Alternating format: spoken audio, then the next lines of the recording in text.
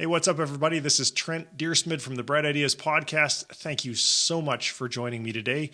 I am here to help you discover what is working in the world of e-commerce so that you can become a more successful e-commerce entrepreneur. And joining me on the show today is a fellow by the name of Kurt Elster. And Kurt is a very interesting fellow who's got an extensive background in e-commerce, but rather than read you his bio, I'm just going to get him to say it in his own words. So Kurt, thank you very much for joining me on the show. Let's start off with who are you and what do you do? Thanks for having me. I've been working in e-commerce for a decade. When I started wildly unsuccessfully to build my own e-commerce platform, took about 4 years to figure it out. And so for the last 6 years, we have been working exclusively with Shopify merchants to help them grow their stores, uncover hidden revenue. But I'm probably best known for hosting the unofficial Shopify podcast, which fingers crossed we're going to hit 1 million downloads in a couple months. Nice. Well done. Thank you. So let's start off with some notable clients, because I think that's the fastest way to, aside from almost 1 million downloads, which is more than me, some of the notable clients will, I think, quickly establish your credibility. Sure. So the most well-known is Jay Leno's Garage. So I cherry picked that one for myself and did all the store setup and design. And out of that relationship was lucky enough to finagle a tour of Jay's Garage, which is like bucket list, life-changing, amazing thing. If you're into car stuff, another good one is Hoonigan. Yep. They're like the bad boys of car stuff, I suppose. They're a ton of fun. And probably prior to that, we did like stuff with Verizon, the NFL, Hilton Hotels, but that was years ago now. All right. So I'm actually going to get to go down to Jay's Garage this fall because a buddy of mine here in Boise sold their car to Jay. He got to go down, met Jay. And then when the episode that they filmed goes live, he gets to go back down and bring anybody with him that he wants. And I said that I would kill him if he didn't take me with him. So I'm going to get to go down as well. I'll give you one piece of trivia about that. There is a screening room area in the garage. Look around it. The dressing around it is pieces of the old Tonight Show set. Very cool. I knew that. How did you come to have Jay as a client? So actually, this is a good entrepreneurial endeavor here. I was in, or lesson rather, I was in the Shopify Plus Facebook group, and someone, a consultant that was working on that brand, posted to introduce himself and was like, "Hey, here's the store." I messaged them and said, "Man, I love your stuff, and I'm a car guy, and I'm into detailing as part of that." And they said, "Yeah, we'll send you a free kit." And then said, "Hey, did you want to?"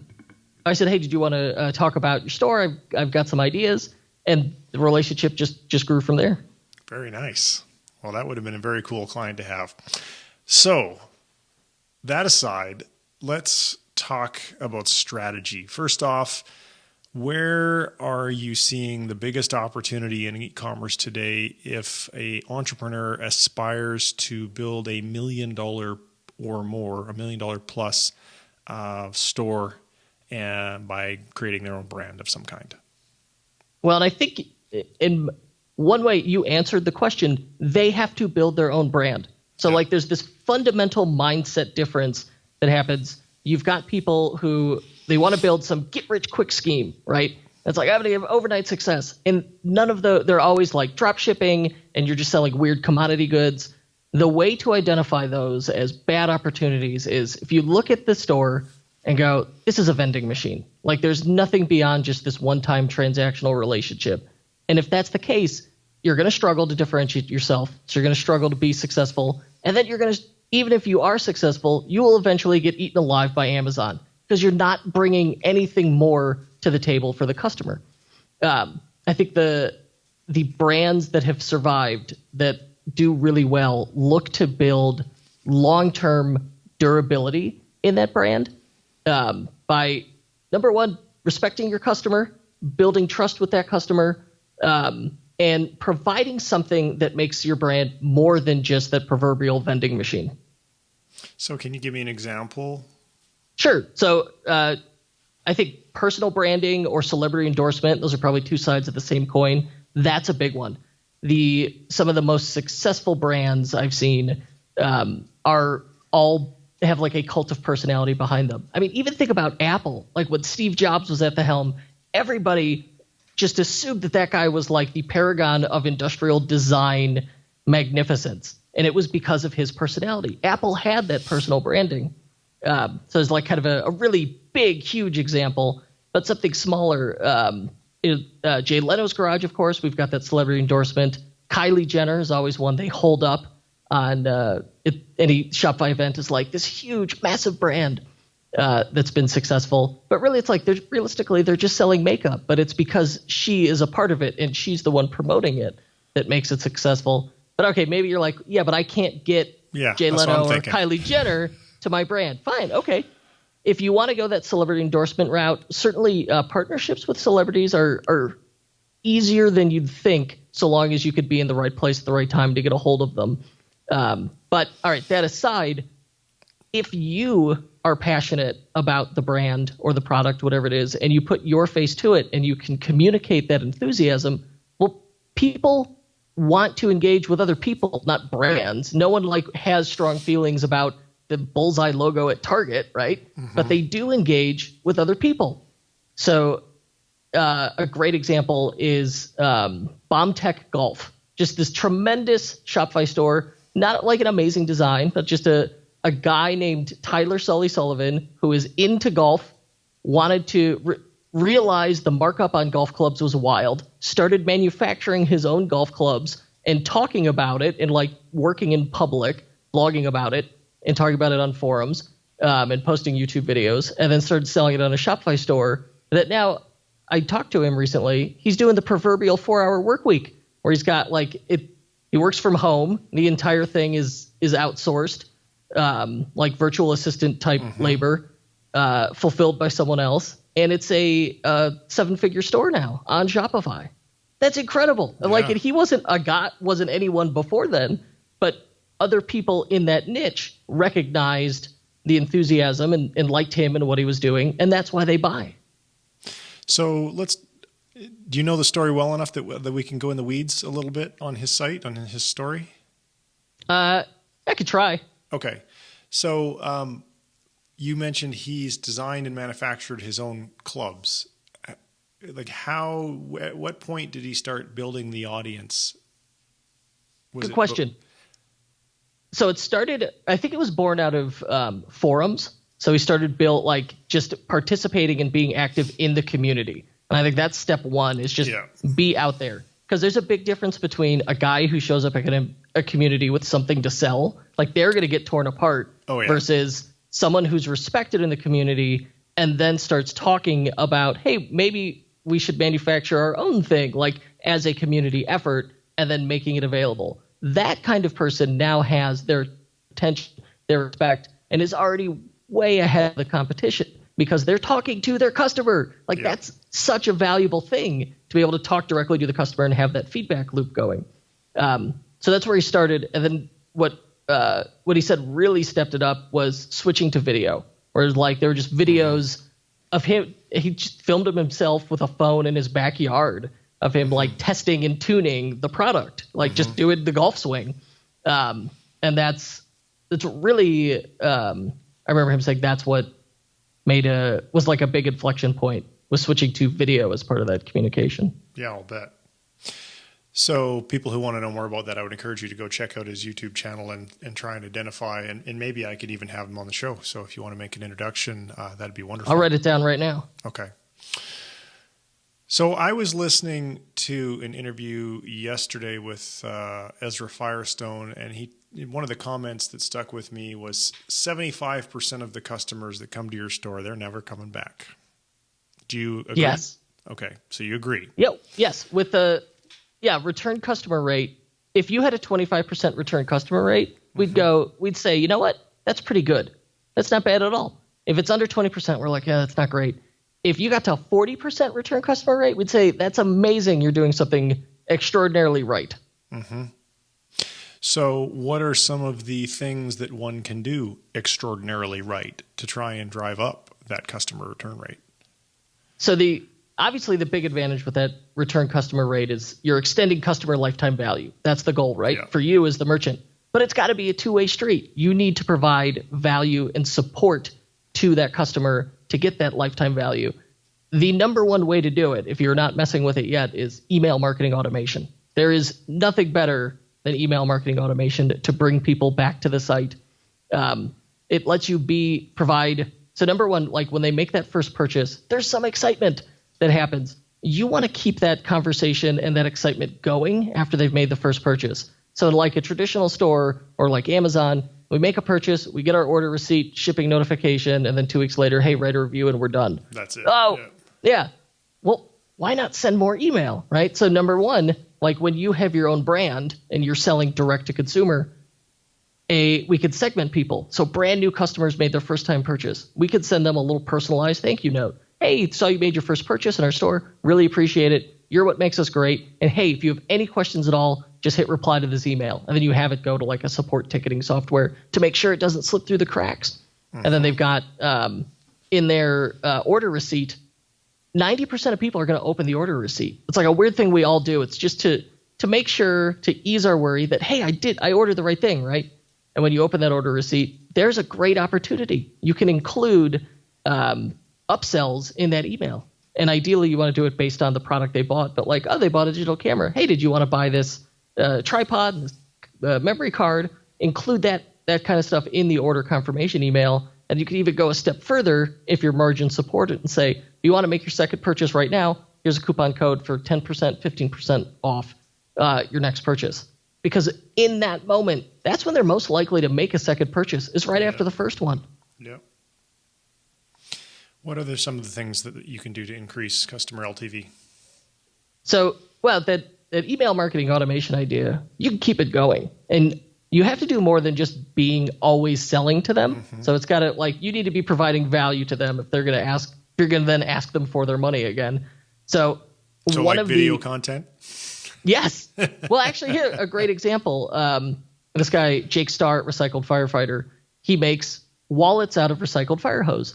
And when you purchase an item and they use Klaviyo as their email software, it segments you based on what product you purchased. So whether you bought like a backpack or a duffel bag or a wallet, and then before you've ever received the item, after, like 2 days after you've placed the order, you get an email from him with the story of the product. And it's like a landing page just built around the product you already bought, in which it's a video of him. It's a big text story in which he explains like, hey, here's the idea. Here's how we manufacture it, why it's the best. Here's like how the best way to use the product.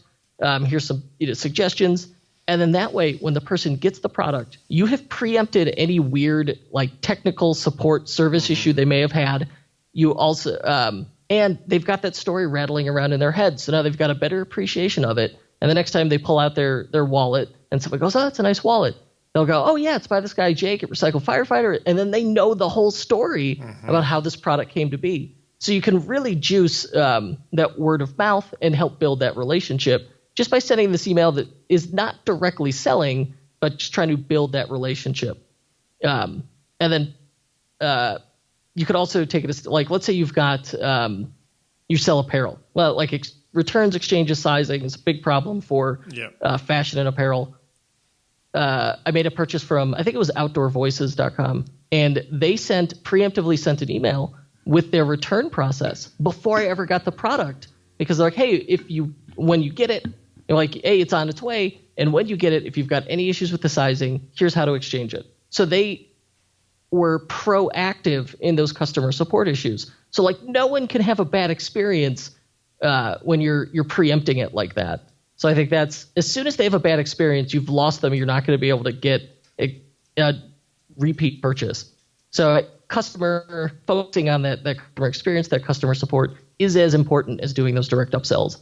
And then I think down the road, if you know what the purchase is, you want to offer cross-sells or upsells. So we could use like a drone as an example. I love drones. I bought a drone recently.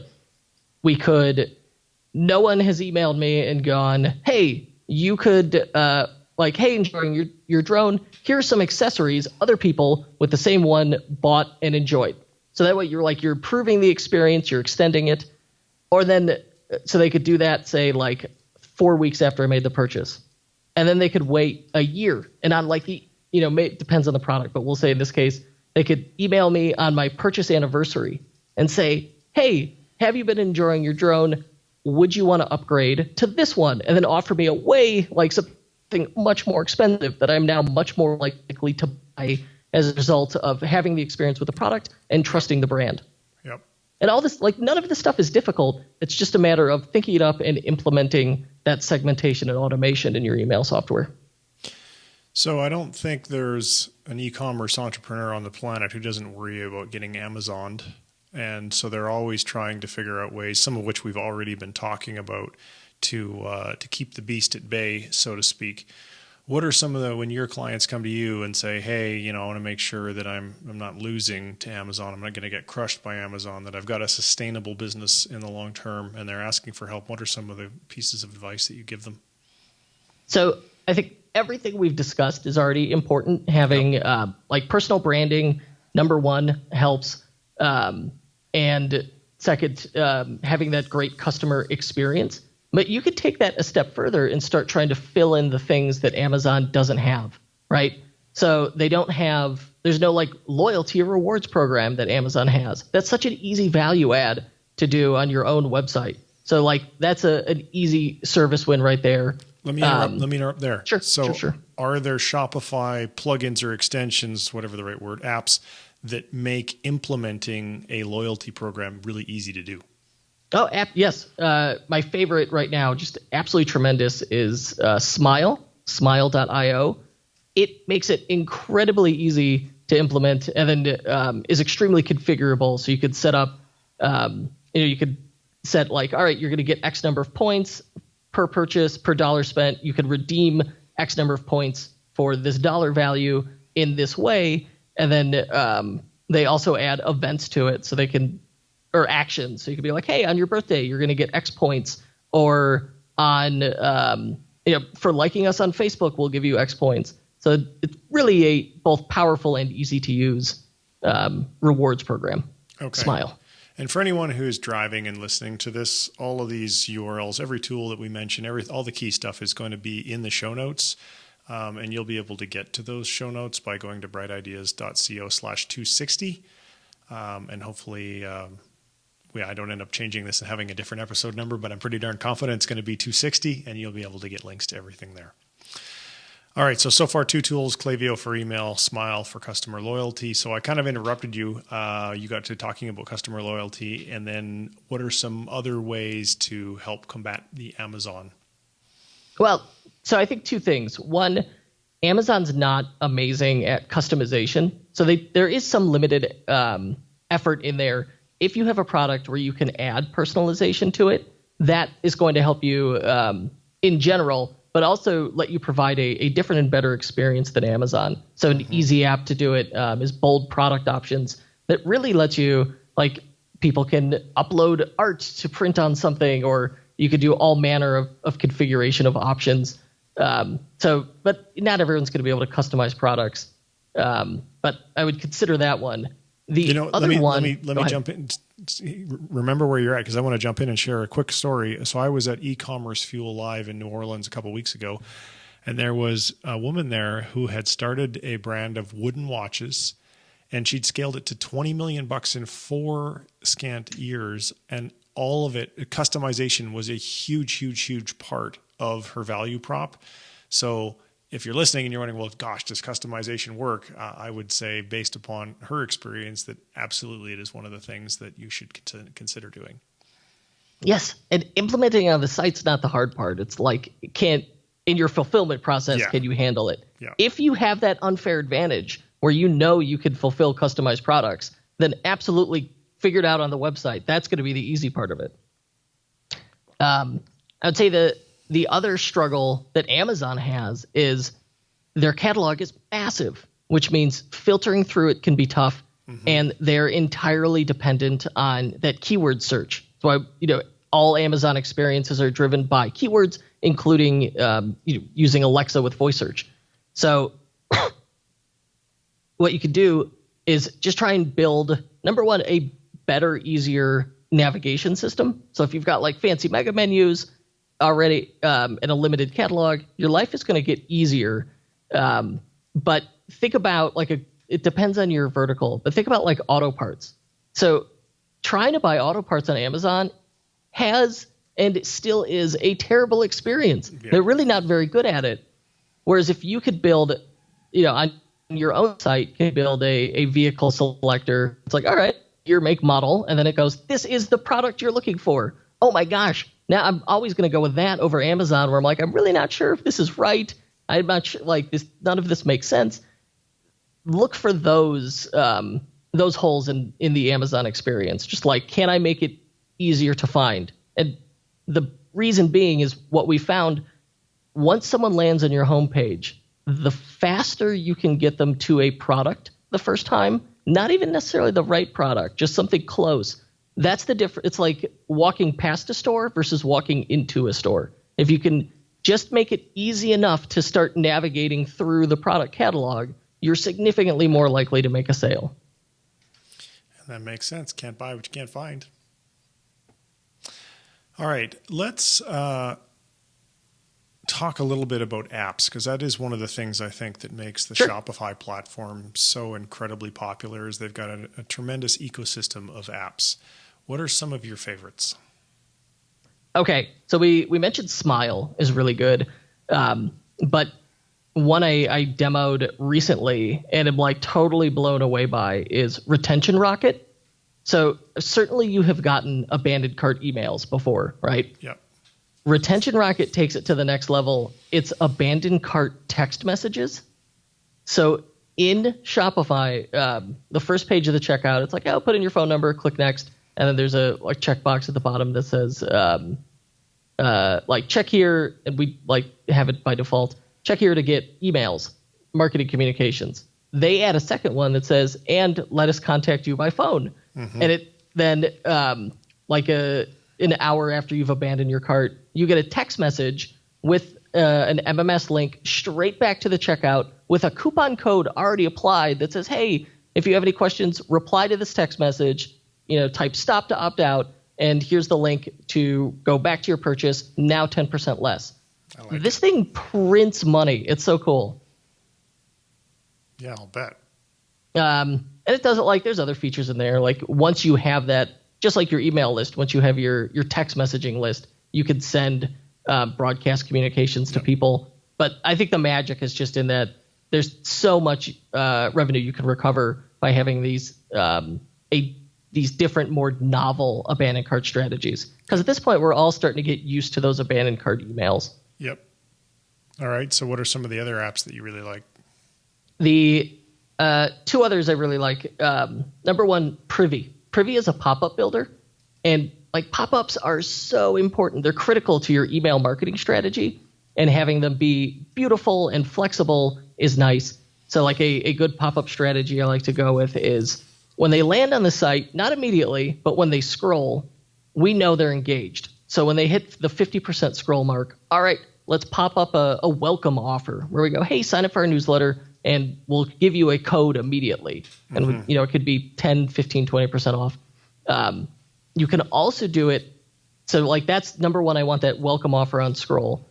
Then number two, I want an exit intent offer. And you could maybe do that on the whole site, or if you want to get fancier, you could do it just on the cart page. So you have a more enticing offer. Let's the welcome one is 10%. And then if they go to abandon on the cart page, then we go, wait. Well, if you enter your email, we'll give you a coupon code for 15% as soon as they're trying to exit. So those pop-ups can help interrupt someone leaving and keep them on the site. It also lets you get their email, which is important to build your list. But here's where Privy's different than the other pop-up builders. This is magic. The issue with abandoned carts emails normally is they're not abandoned cart emails, really. They're abandoned checkout emails. In Shopify, you're not getting that email and sending the abandoned cart email until they hit the second step in the checkout. Well, what Privy has done is very clever. Let's say they fill out that email and that welcome email at any point, or that pop-up at any point when they're on the site, and then they view a product and abandon, or they add to cart and abandon. Privy knows their email address already for the session, and then it can send the abandoned cart for you. So now, they add the product to cart, Now that is a true, genuine abandoned cart email. Mm-hmm. They don't have to get to the checkout process.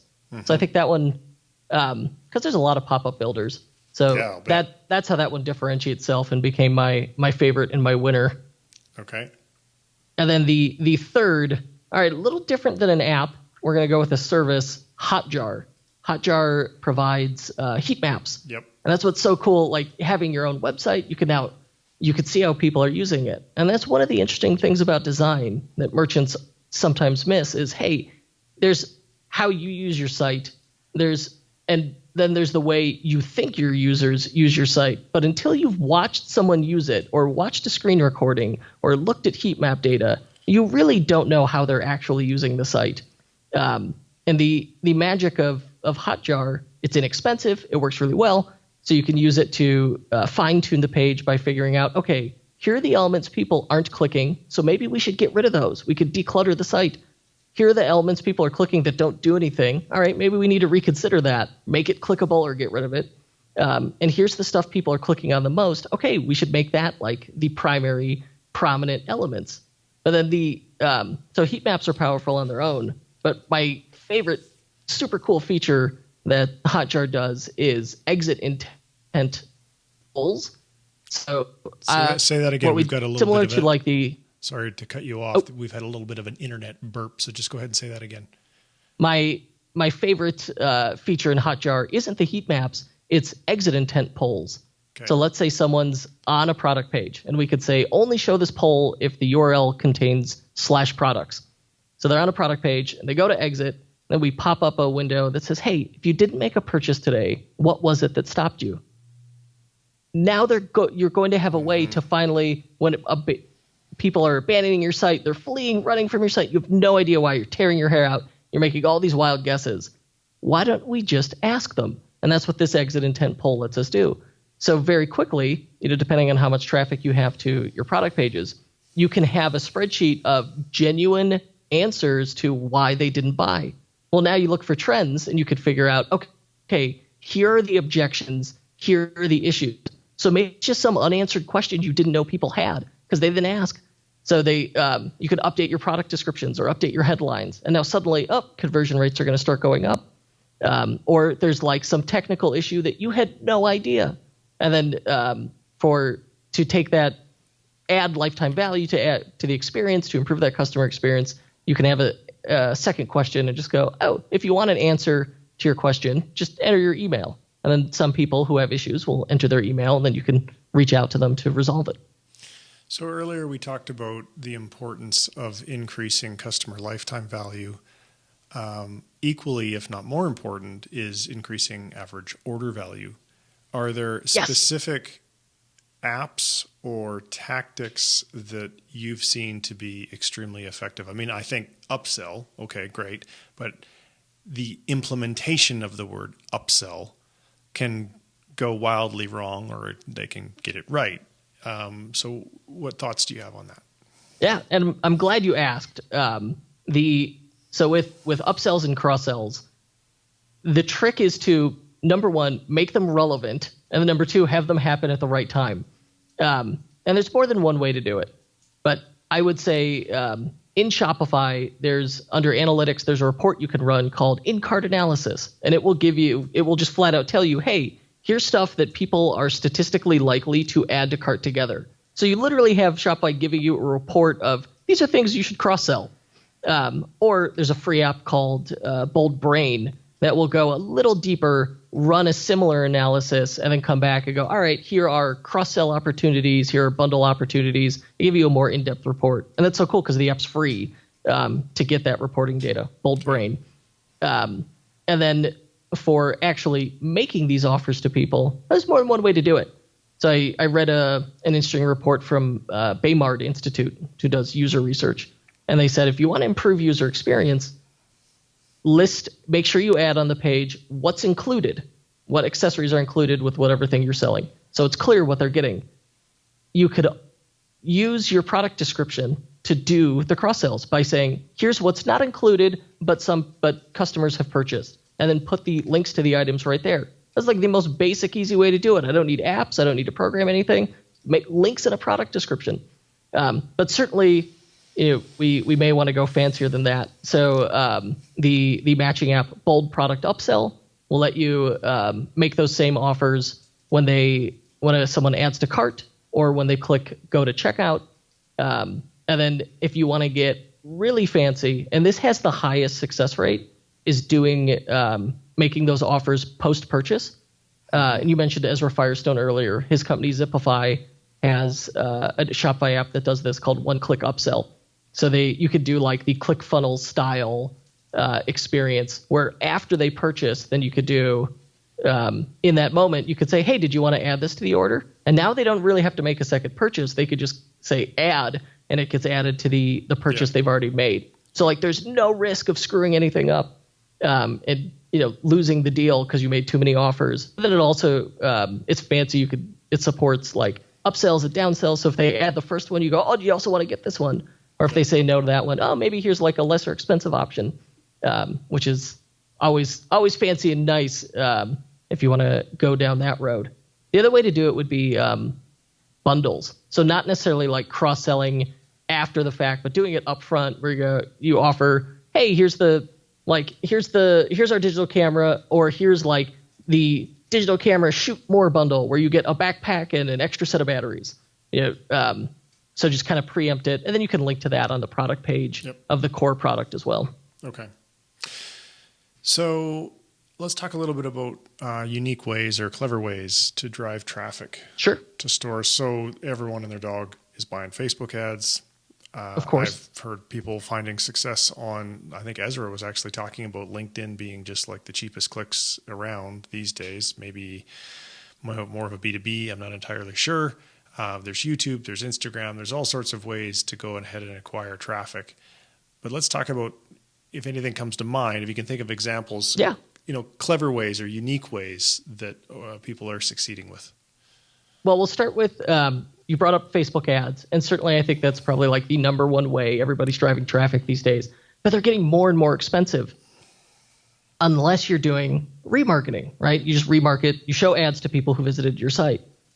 Well, what's super cool in Facebook now is you could share audiences. So let's say you have someone, that in the industry and they have overlapping audiences with you, but not necessarily competing products. So let's say you sell jerseys and someone else sells socks, and you've got the same people. Well, you could share your audiences with each other and then remarket to each other's audiences. So that's an easy way to get immediate fast access to qualified traffic. You're adding value to some other person in your community. You're getting value out of it, and you're expanding that audience with a way to do inexpensive Facebook ads. So if you already know Facebook ads works, that's one way to double down on it a bit. The other one that I don't see enough people doing and could be absolutely incredible is giveaways. They're so easy to do. With the like Viral Sweep, Gleam, I'm sure there are others. But what's clever about like these giveaway platforms now is you can award. It's not just enter your email and you're going to be in a raffle. You could now give people extra entries for referring it to referring friends. So it adds a network effect to it, and you can really vary if you've got like a core audience and a really good offer that is compelling. Like whatever you're giving away. And, I can't just be like, oh, you're going to get $20 to Chili's. I don't know, that might work depending on your audience. It's got to be something like, that they want, something exclusive like, hey, with Hoonigan, they gave away a signed wheel that Ken Block, rally driver Ken Block signed this wheel, and they gave that away. It was tremendous, huge, tons of entries into that thing. Oh, bad. Yeah. So if you've got, so if you could do a giveaway with something either like super exclusive or a value, like, hey, we're giving away, an iPad, that will certainly get people's attention. But if you're going to do it with a service like Viral Sweep or Gleam, where you can add those social actions to it to give it that some extra virality. Let me add some color to that, because as a part of my research on a project, which I ultimately decided I didn't have enough bandwidth for, a company that was going to be in the motorsports space. And I went to SEMA and I talked to all sorts of brands about giveaways.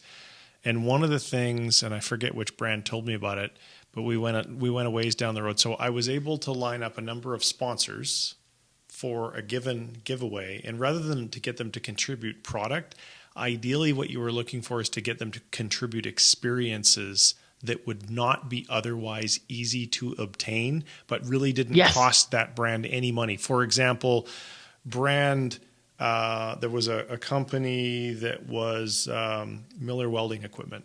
And so the marketing agency that handled their account said to me, well, by the way, we actually have relationships with Chip Ganassi Racing. So one of the things that we could do is we could offer a experience where the winner of the raffle would get to go to the race. They're going to sit in the Chip Ganassi, corporate box. They're going to meet some of the drivers. They're going to get the behind the scenes. Like, what did that really cost them to do? Not much, really, to be honest with you. But what was the perceived value from motorsports fans? Well, it was off the charts. Huge. Because they'd get to go and they get to take pictures and put it on Facebook and brag about it forever. And so can you think of examples in your wheelhouse of where experience type giveaways have really done well? Well, we'll see. The thing we're working on setting up will probably be live on the site in March, giving away a tour of Jay Leno's garage.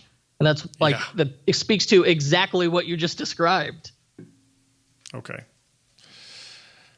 I'm just keeping my notes up to date. All right. Where are we at? 36 minutes. So 2 more things I want to touch on. One of them will mostly probably make it into the show notes, and that is, do you have resources available that folks can access or download for best practices for running? Hey, I've got my store, because it's kind of a formula, right? Like, you should be doing this and you should be doing this, and it's kind of a checklist or a standard operating procedure, as I like to say. There you go. What type of resource do you have? Some resources available, and if you do, make sure you get me the URLs so that I can put them into the show notes. If you want to mention anything now, please feel free. Yeah, if you want here's a PDF checklist of conversion rate optimization ideas to try in your store. I've got that available at ethercycle.com/guide, or I've got probably a ton of free resources just baked into the unofficial Shopify podcast. But check out ethercycle.com/resources, and that's just, hey, here's a list of free stuff we put together for Shopify merchants. Okay. And then the other thing, you and I did not talk about at all in our pre-interview because I hadn't formalized this partnership, which I now have. So a business partner of mine, we have decided to start a company called HPI Ventures, and we are on the hunt to buy existing e-commerce brands. And this is something that we want to spend 5 to 10 years doing, a good long time, and to follow what's called the classic roll-up strategy, where you're buying a bunch of little companies, but they have overlapping audiences, they have overlapping all sorts of things, and you can merge them together all into one bigger company and make money in all sorts of different ways from doing that. Which brings me to my question. From a due diligence perspective, what are some of the things, if an investor or a buyer is looking at an e-commerce business that is for sale, what are, in your opinion, some of the things that they should be looking at from a due diligence perspective to make sure they don't drive their car into the proverbial, I can't say to talk today, but you get the idea, brick wall? Yes. So the thing that's very scary about e-commerce is cash flow. When you're selling a physical good, right, you have to you're always robbing Peter to pay Paul, and that you're making sales, but then you have to spend that money on the next round of inventory. So you want to make sure that they have done good and proper bookkeeping on their expenses, because they always know exactly, like, hey, here's how much revenue we're making. Yeah, but you can show me a store that's making 7 figures in revenue and still losing money. Oh, that happens. Yeah. They just absolutely want to make sure that the cost of goods sold in particular is calculated correctly and truthfully, number one. And then I think number 2 is their customer acquisition strategy sustainable? So if they've got whatever strategy they're using to drive growth, can you keep it going? Is it realistic to keep it going? Or, like, does it work but have risk to it? Where it's like, all right, they are 100% dependent on Facebook ads. Anytime you're like totally dependent on one channel, that kind of spooks me. That should spooks me a little bit. It's risk. Those are the two big red flags I would look for. Okay. All right. So with that said, let me finish off with the question that I always like to ask. If you were interviewing yourself, is there anything you would ask yourself at this point in time? Like, in other words, have I missed anything? Yeah, what's the number one most important thing when conversion rate optimizing a store? And I would say we talked about so many cool things, shiny toys, and these services and apps. The most powerful thing we've consistently used is copywriting. Doing customer development surveys and then using language from those surveys and trends from those surveys to write positioning, messaging, Facebook ads, headlines, product copy. That has always had an outsized impact on revenue and conversions. Wonderful. Okay.